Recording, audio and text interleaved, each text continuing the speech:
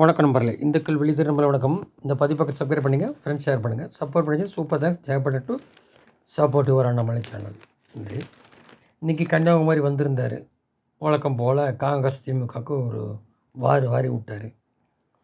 இந்த மாதிரி மீனவர்களுக்கு அந்த கச்சத்தீவு தாரவாத்து தான் பிரச்சனை. அதுலேருந்து தமிழ் பேச முடியலையே. நீ ஆர்டிஃபிஷியல் இன்டெலிஜென்ஸ் மூலமாக தமிழ் பேச ஏற்கனவே டெஸ்ட் பண்ணியாச்சு டெல்லியில்.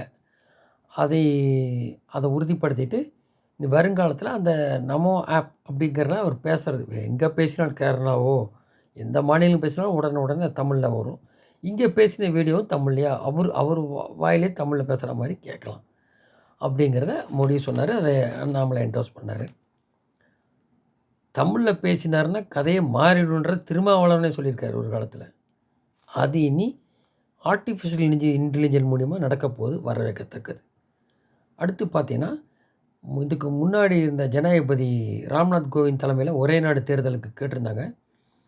அதுக்கு சாத்தியக்கூறுக்கிறதா அந்த குழு பரிந்துரைத்த ஒரு 19,000 பக்கம் டீட்டெயில்ஸ் எடுத்து 6 மாதமாக ஆய்வு பண்ணி அதை இப்போ இருக்கிற ஜனாதிபதி திரௌபதி முர்முட்ட கொடுத்துருக்காரு. அந்த முன்னாள் ஜனாதிபதி 15வது நிதிக்குழுவின் முன்னாள் தலைவர் லோக்சபா எல்லாம் சேர்ந்தவங்க வந்து பார்த்ததில் அவங்க என்ன டீட்டெயில் சொல்கிறாங்க அப்படின்னா, நாடு சுதந்திரம் அடைஞ்சு லோக்சபா தேர்தல் நடந்தது. அப்புறம் இந்த பலவித காரணம் காங்கிரஸ் தான் இந்த 90 நேரம் கலைச்சி விட்டாங்க. அப்புறம் தான் கர்நாடகா பொம்மைனா அந்த சீஃப் மினிஸ்டர் பண்ண முடியாதுன்னு இருக்குது. இப்போ இதே இங்கே இந்த இது ஓடிட்டுருக்கு, சிந்தட்டிக் ஜகத் இது பாதிப்பு இருக்குது. இதில் கலைச்சிட்டு சொல்லிக்கலாம், சுப்ரீம் கோர்ட் கூட இது பண்ணிப்பாங்க. அதுக்கு தான் இப்போ எல்லாம் போயிட்டுருக்குங்க டீட்டெயில் தமிழகத்தில். அந்த மாதிரி ஒரு காரணம் வேணும், மெயினான காரணம் சமுதாயத்தை சீர்கேடு சம்மந்தமானது, அது பண்ணலாம். ஸோ அதில் பார்க்கும்போது இப்போது எதனால் இந்த தேர்தல் வருது, ஒரே நாடு ஒரு தேர்தல்னால் ஏற்கனவே குறிப்பிட்ட மாதிரி இவங்க கலைச்சி காங்கிரஸ் பிள்ளை விட்டாலும் அங்கங்கே சட்டசபை 4 நடக்கும் வருஷத்தில், அப்புறம் லோக்சபா 5 வருஷத்துக்கு வர வரும்.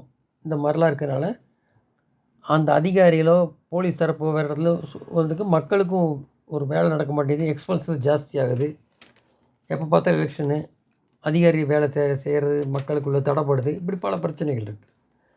அதனால் 47 கட்சியில் 32 கட்சி ஆதரவு தெரிவிச்சிட்டு அப்படி ஒரு 15 கட்சி இந்த காங்கிரஸ் திமுக உட்பட கட்சிகள் தான் அதுக்கு எதிர்ப்பு. அது எப்பவுமே அப்படித்தானே. சரி, இப்போ ஆள்ற மாநிலமே இருக்குது, அவங்களே தனிப்பட்ட முறையில் ஆடுறதோ இல்லை அதோ இருக்குது. அந்த மாதிரி இருக்கும்போது ஈஸியாக இதை உள்ளாட்சி ஆகிய 3 தேர்தலுக்கு பொதுவான வாக்காளர் பட்டியல் தயாரிக்க வேண்டும், வாக்காளர் ஒரே அடையாள அட்டை, அரசு சட்ட திருத்தம் இதெல்லாம் பண்ணுவாங்க. தீர்மானம் நிறைவேற்ற வேண்டிய சட்ட ரீதியாக அவசியம் இல்லை. பார்லிமெண்ட் நிறைவேற்றலாம், மாநில சட்டசபையில் அதை ஏற்று தீரணும், இவ்வளோ தான். அப்படி சிம்பிளாக கொண்டு வந்துடுவாங்க. அப்போது அன்றைக்கி சப்போஸ் 2029 கொண்டுறாங்கன்னா அன்றைக்கி டீலிமிட்டேஷன் பண்ணி ஒரு வேளை 543 எம்பிக்கு மேலே அன்றைக்கி கூடுதலாக வரலாம், 10,200 எம்பி சேர்ந்து வரலாம். 1000 கெப்பாசிட்டி கொடுத்துருக்கு லோக்சபாக்கு. இப்போது அது நடக்கும் இந்த வரப்போகிற 5 வருஷ காலத்தில். ஸோ அதெல்லாம் பண்ணி செக்ரட்டரி ஆனப்புறம் இந்த மாதிரி அதுக்கு என்ன உரிய சட்டம் பாஸ் பண்ணி இது பண்ணப்புறம் அதில் இப்போ 32 மாநிலம் இருக்குது இந்தியாவில், மொத்த மாநிலங்கள்னா அதில் பிஜேபி ஆள்ற சட்டசபையிலேருந்து எல்லாம் இது பண்ணிடுவாங்க. அது கூடி அங்கேயே பாஸ் பண்ணிடுவாங்க. அது என்னவோ அது முறை பண்ணிட்டாங்கனாக்க 29 வருது அப்படின்னு வச்சுங்க. அது அமலுக்கு வருதுன்னா எல்லாம் பஞ்சாயத்து உட்பட எல்லாத்துக்கும் நடக்கும். எல்லா மாநில சட்டசபையும் 29 மீண்டும் பார்லிமெண்ட் நடக்கும். சரி, இப்போ சப்போஸ் அதில் ஒரு வேளை அதில் சில யாருக்குமே மெஜாரிட்டி கிடைக்கல சட்டசபை அப்படின்னா, அந்த சட்டசபைக்கு கிடைக்காத பட்சத்தில் என்ன பண்ணுவாங்கனாக்க கொஞ்சம் கவர்னர் ஆட்சி இருக்க மாதிரி இருக்கும். மறுபடியும் தேர்தல் வைக்கலாம். தேர்தல் வச்சுட்டு அந்த பார்லிமெண்ட் வரும் பாருங்கள், 2029 நடந்ததுன்னா மெஜாரிட்டி இருந்துட்டு 5 வருஷம் ஓடப்போகுது. இல்லை ஏதோ ஒரு மாநிலம் இல்லை வரல அப்படின்னா அந்த மாநிலத்துக்கு கவர்னர் ஆட்சி போட்டு திருப்பி வைப்பாங்க. ஏன்னா 5 வருஷம் கழிச்சு தானே பார்லிமெண்ட் வரப்போகுது. 2029 அப்புறம் ஃபர்தர் 5 வருஷம். அப்போ அந்த குறிப்பிட்ட 2-3 வருஷம் 3.5 வருஷம் மட்டும் திருப்பி எலெக்ஷன் சட்டசபையை வச்சா அவ்வளோதான் அதுக்கு காலம். 5 வருஷம் முழுமையாக முடிக்க முடியாது.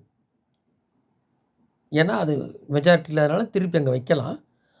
ஆனால் அந்த பார்லிமெண்ட் 2029 அப்புறம் மறுபடியும் எப்போ வருதோ அதோடு சேர்த்து திருப்பி தேர்தல் வரும். அப்போ 5 ஆண்டு முடிக்க முடியாது சட்டசபை. அப்படி மாதிரி இதெல்லாம் கொண்டுறாங்க. லோக்சபா காலம் முடியும் போது அந்த சட்டசபையோட ஆயுளும் முடிந்து விடும். ஏன்னா மெஜாரிட்டி இல்லைன்னு தானே திருப்பி தேர்தல் வச்சுருப்பாங்க. இப்படிலாம் சொல்கிறாங்க. ஸோ இந்த மாதிரி கலந்து ஆலோசித்து பண்ணியிருக்காங்க. ஸோ மத்திய மாநில ஆட்சிகள் அனைத்தும் 2034 வரை தொடர முடியும். அதற்கு முன்னதாக ஏதாவது மாநில ஆட்சி கவிழ்ந்தால் அதை மாதிரி புதிய சட்டசபை தேர்தல் நடத்தலாம். ஆனால் அது வெற்றி பெறும் கட்சி 5 ஆண்டு நீடிக்காது. அதுதான் பாயிண்ட். இந்த மாதிரி சொல்லியிருக்காங்க. ஸோ இது வருங்காலத்தில் எப்படி வருது அப்படின்னு பார்ப்போம். ஒரே நாடு ஒரே தேர்தலுக்கு ஒரு ஷரத்தை கொடுத்துட்டாரு. அடுத்தது அண்ணாமலை குறிவைக்கும் 10 தொகுதி. இப்போ திமுக அதிமுக மாற்றாக இப்போ அண்ணாமலை வைப்ரண்ட் ஆகிட்டார். இளைஞர் பூரா அண்ணாமலை பக்கம் வந்தாச்சு. இப்போது இந்த கட்சியெல்லாம் சேர்ந்துருச்சு. நீ பாமகவும் தேமுதிக ஒண்டி தான் பாக்கி. 2014 18% எடுத்தாங்க. எம்ஜிஆர் ஜெயலலிதா இருக்கும்போது 2 எம்பி கிடச்சிது தமிழகத்தில். இப்போ அது ஏடிஎம்கே பிளவுபட்டுருக்கு. திமுக மேலே அதிருப்தி. இப்போ ஒரு 10 தொகுதி சொல்கிறார். கன்னியாகுமரி, நெல்லை, தென்காசி, ராமநாதபுரம், சென்னை, வேலூர், கோவை உட்பட இந்த 10 தொகுதி கார்னர் பண்ணி பார்த்துட்டே இருக்காங்க ஸ்பெஷலாக.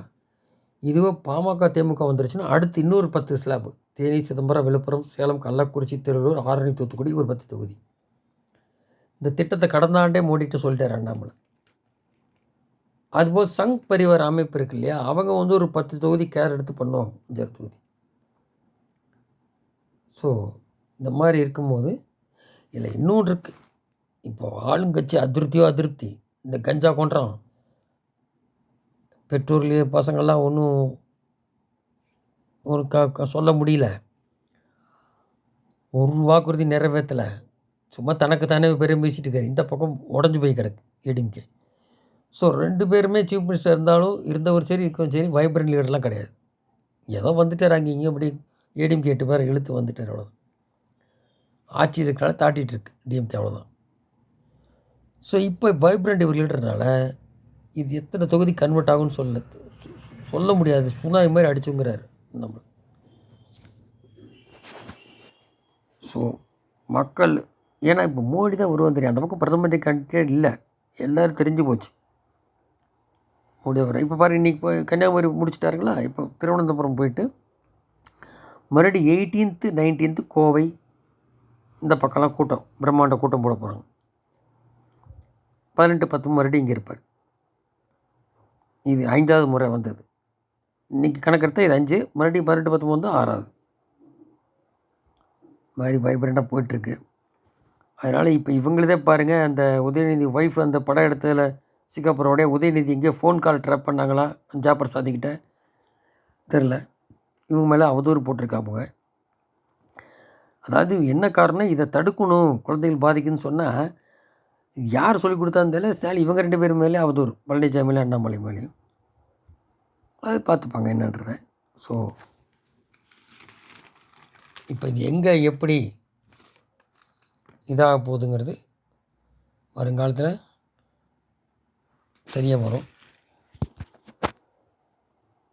ஸோ பொறுத்தும் பார்ப்போம். நன்றி, ஜெய்.